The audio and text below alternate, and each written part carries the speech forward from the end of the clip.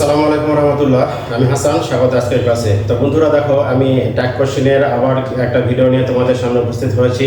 তো এখানে দেখো কি বলছে, এখানে রোজ 14 এখানে বলছে সাবজেক্ট যদি anyone, anybody, no one, none, neither, anyone, anybody, no one, none, neither, এগুলো যদি সাবজেক্ট হয় তবে ট্যাগ কোশ্চেন এর সাবজেক্ট হিসেবে আমরা দে ব্যবহার করি। ট্যাগ কোশ্চেনের সাবজেক্ট হিসেবে আমরা দে ব্যবহার করি। তাহলে কি বলছে এখানে, anyone, anybody, no one, none এবং neither, anyone, anybody, none, no one ইত্যাদি যদি কোনো সেন্টেন্সের যদি সাবজেক্ট যদি হয় তাহলে আমরা এগুলোর পরিবর্তে আমরা ট্যাগ কোশ্চেন করার সময় আমরা অবশ্যই প্রোনাউন দে ব্যবহার করব।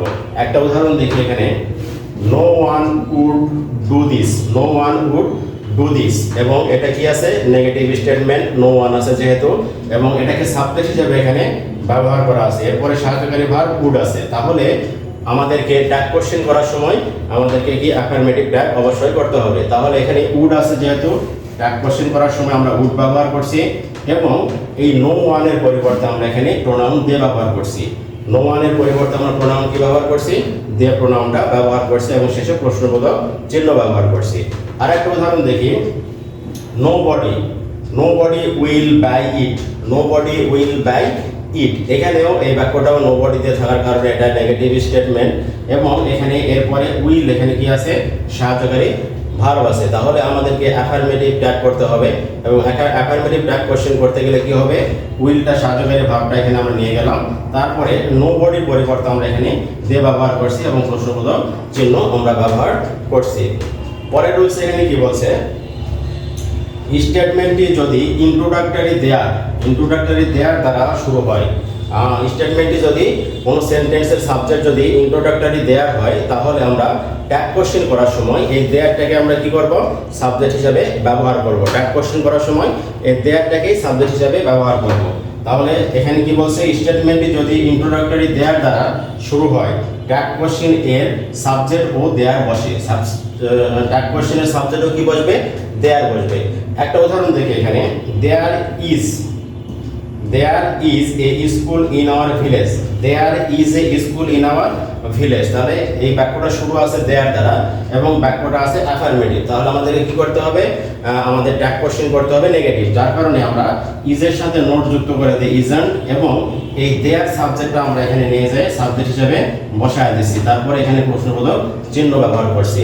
আরেকটা উদাহরণ দেখি এখানে, there are two cars in the house, there are two cars in the house, বাক্যটা এখানে দেয়ার দ্বারা শুরু এবং এখানে কি প্লুরাল, যার কারণে এখানে প্লুরাল ভার্ব এখানে আমাদের আর ব্যবহার করছি। তাহলে ট্যাগ কোশ্চেন করার সময় কি করব, আমরা নেগেটিভ ট্যাগ করব, এবং নেগেটিভ ট্যাগ করতে গেলে কি করতে হবে, আর এর সাথে নোট যুক্ত করে দিয়ে আমরা এখানে আর নোট করে দিচ্ছি, আর এর সাথে নোট যুক্ত করে দিয়ে আর নোট করে দিলাম, এবং এই দেয়ার সাবজেক্টটা আমরা এখানে দেয়ার সাবজেক্ট ট্যাগ কোশ্চেনের সাবজেক্ট হিসেবে আমরা এখানে বসায় দিলাম এবং প্রশ্নবোধক চিহ্ন ব্যবহার করছি। তাহলে এখানে আমরা কি দেখলাম, যদি কোনো স্টেটমেন্টের সাবজেক্ট যদি দেয়ার হয় তাহলে আমরা ট্যাগ কোশ্চেনের আমরা সাবজেক্টও আমরা দেয়ারই ব্যবহার করব। এরপরে কি বলছে দেখো, এখানে রুল 16তে সাবজেক্ট যদি নাথিং হয়, সাবজেক্ট কি হবে, নাথিং যদি হয় তাহলে ট্যাগ কোশ্চেন এর সাবজেক্ট হিসাবে আমরা নাথিং এর পরিবর্তে ইট ব্যবহার করি। সাবজেক্ট যদি নাথিং হয়, কোনো স্টেটমেন্টের সাবজেক্ট যদি নাথিং হয় তাহলে আমরা ট্যাগ কোশ্চেন করার সময় এই নাথিং এর পরিবর্তে আমরা প্রোনাউন ইট ব্যবহার করে থাকি। একটা উদাহরণ দেখি এখানে, নাথিং ওয়াজ সেইড, নাথিং ওয়াজ সেইড, নাথিংটাকে আমরা সাবজেক্ট হিসেবে ব্যবহার করছি, এবং এটা নেগেটিভ স্টেটমেন্ট বোঝা যাচ্ছে। যা এখন সাহায্যকারী ভার্ব কি আছে, ওয়াজ আছে। তাহলে আমরা ট্যাগ কোশ্চেন করার সময় কি করব, আমরা ওয়াজটাকে নিয়ে যাব এবং এই ইট ব্যবহার করব নাথিং এর পরিবর্তে। ইট কিসের পরিবর্তে ব্যবহার করব, নাথিং এর পরিবর্তে প্রোনাউন হিসেবে ব্যবহার করব, শেষে প্রশ্নবোধক চিহ্ন দেব। আরেকটা উদাহরণ দেখি এখানে, নাথিং ইজ ইম্পসিবল, এখানেও আমরা নাথিংকে সাবজেক্ট হিসেবে পাইছি, এবং তারপরে সাহায্যকারী ভার্ব কি আছে এখানে, ইজ, তারপরে সাহায্যকারী ভার্ব ইজ আছে। তাহলে ট্যাগ কোশ্চেন করার সময় আমাদেরকে অ্যাফার্মেটিভ ট্যাগ করতে হবে, যার কারণে আমরা এখানে ইজ ইট ব্যবহার করে দিছি, ট্যাগ কোশ্চেনে ইজ ইট ব্যবহার করে দিছি, ইট প্রোনাউনটা আমরা ব্যবহার করছি নাথিং এর পরিবর্তে, শেষে প্রশ্নবোধক চিহ্ন ব্যবহার করছি। এরপরে রুলসে কি বলছে, রুল 17তে স্টেটমেন্টটি যদি বি ভার্ব যুক্ত, স্টেটমেন্টটি যদি বিভার্বযুক্ত এক্সক্লেমেটরি সেন্টেন্স হয়, তবে ট্যাগ কোশ্চেন করার সময় অক্সিলারি ভার্বটি নেগেটিভ ট্যাগ করতে হবে। ট্যাগ কোশ্চেন করার সময় অক্সিলারি ভার্বটা কি করতে হবে? নেগেটিভ ট্যাগ করতে হবে। একটা উদাহরণ দেখি এখানে, how clever the boy is. তাহলে এখানে সাহায্যকারী ভার্ব অক্সিলারি ভার্ব দিয়ে এখানে আমরা কি আছে? এখানে এক্সক্লেমেটরি সেন্টেন্স করা আছে। তাহলে আমাদেরকে কি করতে হবে? এই হেল্পিং ভার্ব বা এই সাহায্যকারী ভার্ব দিয়ে আমাদেরকে ট্যাগ কোশ্চেন করতে হবে। তাহলে এখানে আমরা কি করব? ইজ নট আমরা অবশ্যই নোট করে দিব, কারণ এখানে এক্সক্লেমেটরি সেন্টেন্স কখনো কি হয় না? নেগেটিভ হয় না। তাহলে এখানে আমরা ইজ নট ব্যবহার করছি এবং দা বয়ের পরিবর্তে আমরা ব্যবহার করছি প্রোনাউন হি এবং শেষে প্রশ্নবোধক চিহ্ন ব্যবহার করছি। আর একটা উদাহরণ দেখি, what a game it was. What a game it was, এখানে কি আছে? ওয়াজ আছে। এখানে কি আছে? বিভার বা সাহায্যকারী ভার্ব এখানে কি আছে? ওয়াজ আছে এবং সাবজেক্ট কি আছে? ইট। তাহলে ট্যাগ কোশ্চেন করার সময় আমরা কি করব?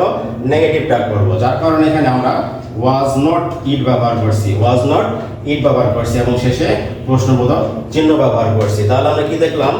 যদি কোনো এক্সক্লেমেটরি সেন্টেন্স যদি সাহায্যকারী ভার্ব যদি থাকে, সাহায্যকারী ভার্ব দিয়ে যদি কোনো এক্সক্লেমেটরি সেন্টেন্স থাকে, তাহলে আমরা সেই সাহায্যকারী ভার্ব দিয়েই আমরা কি করব? ট্যাগ কোশ্চেন করব এবং সেটাকে নেগেটিভ ট্যাগ আমরা অবশ্যই করে দেব। তো বন্ধুরা, আজকের ক্লাস এই পর্যন্তই। তোমরা আমার এই ক্লাসটাকে লাইক, শেয়ার এবং কমেন্ট করবে এবং আগামী ক্লাসটা পাওয়ার জন্য তোমরা অবশ্যই আমার পেজটাকে ফলো দিয়ে রাখবে। তোমরা ভালো থাকবে। আল্লাহ হাফেজ।